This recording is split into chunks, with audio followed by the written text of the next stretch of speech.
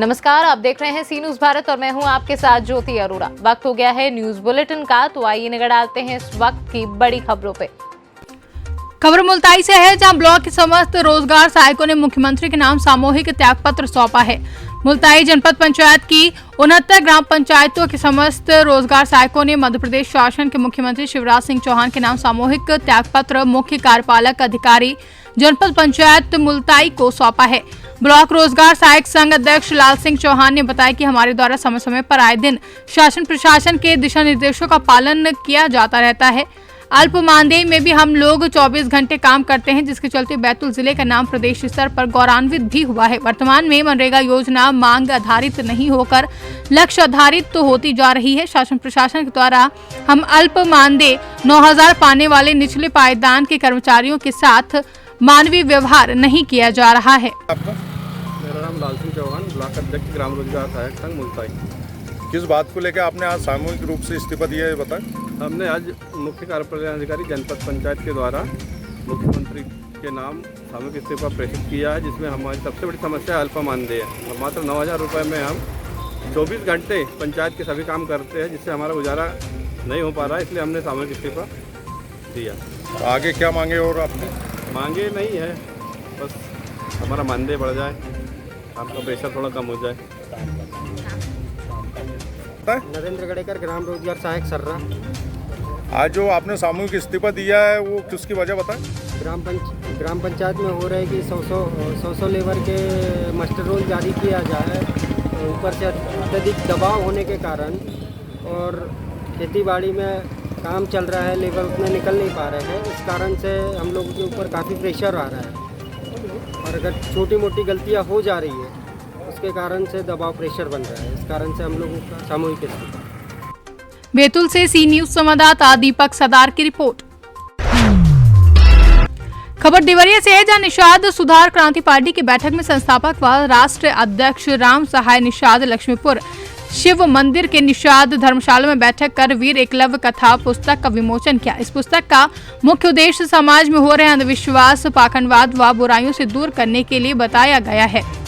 जो इस देश के दबे कुचले, जिनके अधिकारों को छीन लिया गया था, ईसा पूर्व 300 वर्ष पहले से ही जो निषादों के जो ज्ञान और गुण थे उसको रोक दिया गया था, उसको प्रचार प्रसार और विकास करने के लिए तथा नई राजनीतिक गति पैदा करने के लिए, और जितने निषाद दबे कुचले हैं उनको ये बताने के लिए कि तुम्हारे पूर्वज इस देश के निर्माता थे, और सिंधु घाटी सभ्यता से लेकर मोहनजोदड़ो हड़प्पा तक और बज्जी महाजनपद से लेकर अंग तक हैं, ये इनके अधिकार में थे। 16 महाजनपद जो बने थे, निषादों के 16 पुत्र थे, और जितने गणराज्य बने वो सभी निषादों के पुत्र थे।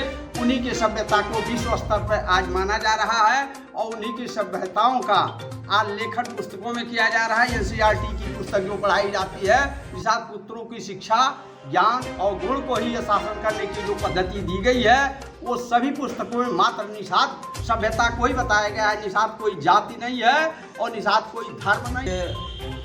सबसे पहले मैं आप लोगों को बधाई देना चाहता हूँ, आप लोगों के जो चैनल है उस चैनल को, और आप लोगों को भी मैं बधाई देना चाहता हूँ कि आप लोगों ने इस छोटे से कार्यक्रम में आकर के यहाँ के लोगों को आप लोगों ने जो मनोबल बढ़ाया, मैं इसके लिए आप लोगों को जो धन्यवाद देना चाहता हूँ। सबसे पहले यह मेरा कोई जो कि राजनीतिक पार्टी नहीं है, यह एक समाज का संगठन है। इस संगठन के माध्यम से हम गांव-गांव में मीटिंग करते हैं, कैडर करते हैं, और जो कथा कलावती लीलावती का जो कथा सुना करके इस जो भारत के मूलवासी निवास जो बंधुओं को, जो आज हम जो कि अनेक जातियों जैसे निषाद, चमाल, भार, पासी में बट गए हैं, आर्यों ने कथा सुना। देवरिया से सी न्यूज संवाददाता मोइन खान की रिपोर्ट। फिरोजाबाद में सपा कार्यकर्ताओं ने जिलाधिकारी कार्यालय के बाहर धरना प्रदर्शन किया, जहां महंगाई और किसानों को लेकर सपा कार्यकर्ताओं ने धरना प्रदर्शन दिया है। फिरोजाबाद के पूर्व सांसद अक्षय यादव के नेतृत्व में धरना दिया गया, जहां जिलाधिकारी कार्यालय के बाहर सपा के सैकड़ों कार्यकर्ताओं के साथ प्रदर्शन किया गया। जिलाधिकारी कार्यालय के बाहर भारी संख्या में पुलिस बल मौजूद रहा, जहां जनपद में चप्पे चप्पे पर पुलिस बल तैनात रही। हर गतिविधि पर प्रशासन सख्त देखा गया। और बच्चों की जान गई, नौजवानों की जान गई, काफ़ी लोग मर चुके हैं, लेकिन जो बीजेपी की सरकार और स्वास्थ्य व्यवस्थाएं हैं वो हिली तक नहीं है और व्यवस्था आम जनता तक नहीं पहुंच पा रही है। इलाज अच्छा नहीं मिल रहा है और लगातार पेट्रोल डीजल के दाम बढ़ रहे हैं, महंगाई बढ़ती जा रही है। इसके खिलाफ हम लोग हैं। योगी सरकार तो ये कह रही है डीजल पेट्रोल के दाम की जरूरत है बढ़ना। लेकिन जब 2013 में भारतीय जनता पार्टी को सरकार बनानी थी, तो यही जो प्रधानमंत्री हैं और यही जो बीजेपी के नेता हैं, ये लोग प्याज की मालाएं पहनकर, आलू की मालाएं पहनकर सड़कों पर निकलते थे और उससे और अब में जो तेल के अंतर है, हमारे दाम है जो वो 2 गुने हो चुके हैं। तो उस समय ऐसी क्या ज़रूरत थी? जो महंगाई दिख रही थी आज की तारीख में नहीं दिख रही है। गरीब आदमी का जो कल इंडेक्स आया है, जो 3 पोजीशन भारत की पोजीशन और ख़राब हुई है, तो कहीं ना कहीं उसमें इस भारतीय जनता पार्टी की सरकार का योगदान है। तो यही सारे विषय हैं। किसानों का विषय बहुत इम्पोर्टेंट है। किसानों के लिए आप किस तरह से समर्थन करते हो? वर्तमान सरकार की जो बिल है वो कैसे देखते हैं आप? देखिए, किसानों के लिए हमारे राष्ट्रीय अध्यक्ष जी ने कहा कि जो ये काला बिल है जो लेकर आई है सरकार, ये वापस ले। हम लोग बिल्कुल पूरी तरह से किसानों का। फिरोजाबाद से सी न्यूज संवाददाता दीपक शर्मा की रिपोर्ट। नागदा में 2 माह पूर्व में बाईपास स्थित रत्निया खेड़ी रोड टायरों का शोरूम पर अज्ञात लोगों द्वारा करीब रात के अंधेरे में शोरूम के शटर को उठाकर आईसर गाड़ी में 107 टायर को भरकर रफूचक्कर हुए, लेकिन शोरूम में लगे सीसीटीवी कैमरे की मदद से सारी घटना कर्म दिखाई दी है, जिस पर थाना नागदा के प्रभारी श्यामचंद्र शर्मा ने अपनी टीम के साथ उच्च अधिकारियों के मार्गदर्शन में चोरों और माल को पकड़ने के लिए गोधरा में सफलता हासिल की है, जिसमें एक चोर को गिरफ्तार कर लिया गया है। बाकी 6 लोग फरार हो गए हैं। उसके बाद में रतलाम में ही हमारे स्टाफ को मुखबिर द्वारा सूचना प्राप्त हुई कि गोधरा गुजरात राज्य की एक गैंग है जिसने कि पलसूद थाना पलसूद में जिला बड़वानी में भी टायर चोरी किए हैं। वो गोधरा की गैंग सक्रिय है। उस सूचना के आधार पर हमारी टीम द्वारा टीआई साहब श्यामचंद्र शर्मा द्वारा अपने अधिकारियों को बड़वानी में भेजा गया और वहाँ के सीसीटीवी फुटेज दिखवाए गए और हमारे यहाँ के सीसीटीवी फुटेज में लगभग सामान्यता थी। तो ये हमको निश्चित हो गया कि एक ही गैंग के द्वारा ये वारदात की गई है। तो तत्काल 6/10 को डीआई साहब ने वरिष्ठ अधिकारी पुलिस अधीक्षक महोदय, एडिशनल एसपी साहब आकाश भूरिया साहब और श्री सत्येंद्र शुक्ला साहब से अनुमति लेकर के एक विशेष टीम गठित करके वहाँ पे गोधरा भेजा गया और गोधरा में निगाह रखी गई। निगाह रखने के बाद में एक उमेश नाम का उसमें मुलजिम था, उसकी लोकेशन वहाँ पे मिली, मुखबिर द्वारा बताया गया, उसको वहाँ पे पकड़ा गया। पकड़ने के बाद में उससे पूछताछ की गई।